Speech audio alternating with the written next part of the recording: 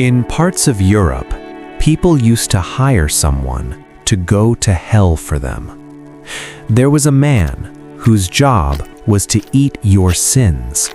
Not metaphorically, not symbolically. He literally took them from you and carried them into the afterlife himself. So you're dead. In the 17th century, that's not just unfortunate, that's a crisis.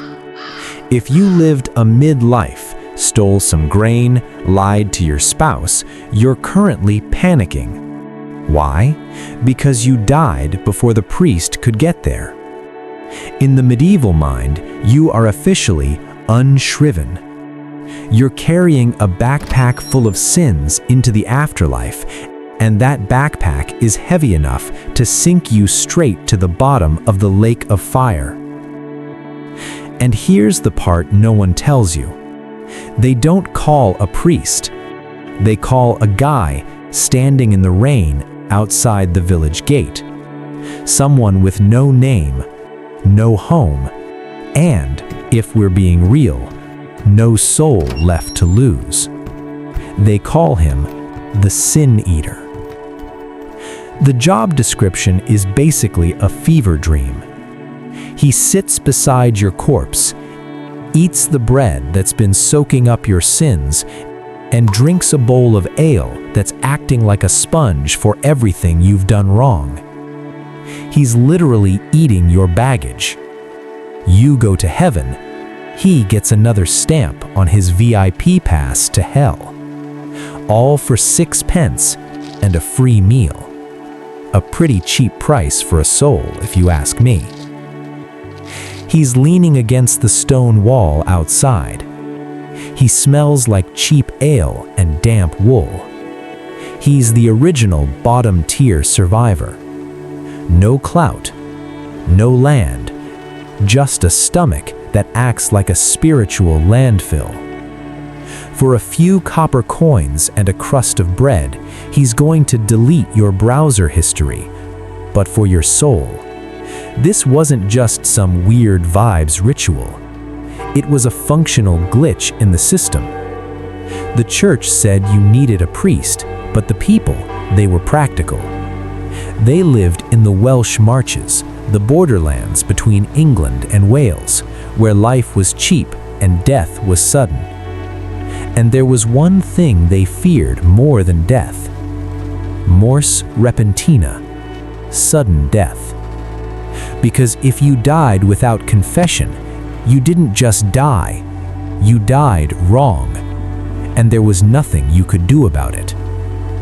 The most terrifying thing wasn't hell, it was the unconsecrated ground. If you committed suicide or were a high-level criminal, the church wouldn't let you be buried in the graveyard. You'd be dumped in a ditch by the crossroads, forever homeless in the spirit world. Drowning in the unconsecrated was the ultimate cancel culture. So society did what it always does when the system breaks. It created a workaround, a human loophole, a human trash can. The villagers hired the Sin Eater to neutralize the crime. By eating the bread off the body, the Sin Eater absorbed the illegality of the soul. It was a loophole, a spiritual hack. Even the local priests often looked the other way, because honestly, they didn't want angry ghosts haunting the parish either. Everyone wins, except the guy eating the bread. Why did people actually do this? Because the alternative was worse. Sin eaters were the poorest of the poor, the people who had already lost everything. So they turned them into a system, a spiritual filtration device. But here's the dark part. Even though the village needed him to stay clean, they treated him like a monster. People needed him like a software update, but they avoided him like a virus. They believed every sin he ate physically changed him. Every lie made his eyes darker. Every theft made his hands heavier. Every secret made him less human. He was a walking biohazard of bad karma. He wasn't allowed to have a name. He wasn't allowed to look in a mirror. He was basically a Horcrux. The logic was simple. If I touch him, the sins might transfer. So they threw coins at him from a distance like he was radioactive. In modern terms, he's like a glitch in the system. Everyone knows he's there. No one wants to interact with him. Because if you get too close, you might become part of the problem. He lived in the gutter of the world. No family, no friends. Just the quiet company of other people's worst mistakes. There's no singing, no prayers, no ceremony, just silence. The family places the bread over the corpse. The sin eater eats it, drinks the ale. Done. Deal closed. And then they drive him out. Sometimes violently, beaten, chased away. As if the sins he just absorbed needed to be pushed further out of the village. Think about that for a second. You wake up every day carrying the lies, the thefts, the betrayals of people you've never even met. You are a hard drive full of corrupted files, with no delete button. It's not horror in a jump scare sense, it's heavier than that. It's the realization that some people only existed so others could feel clean.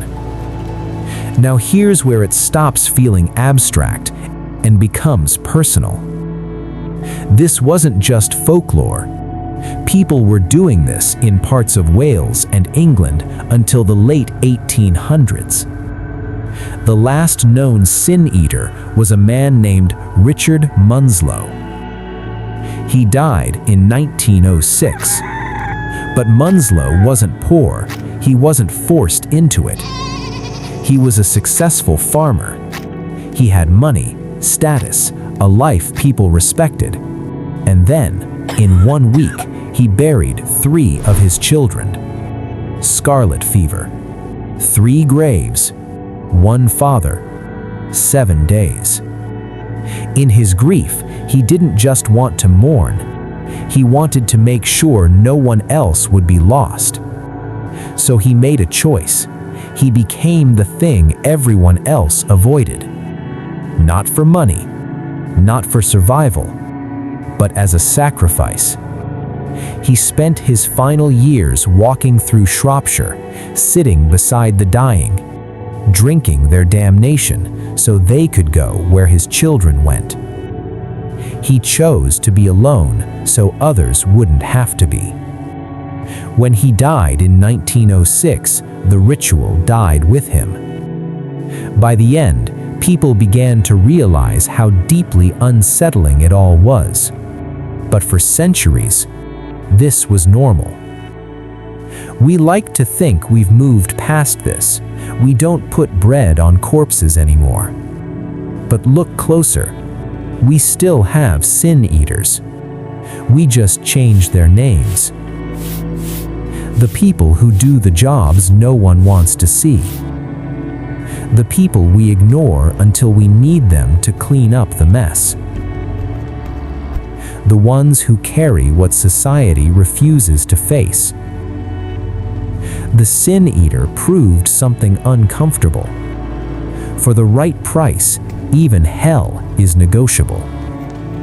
We talk about outlaws being erased from the law.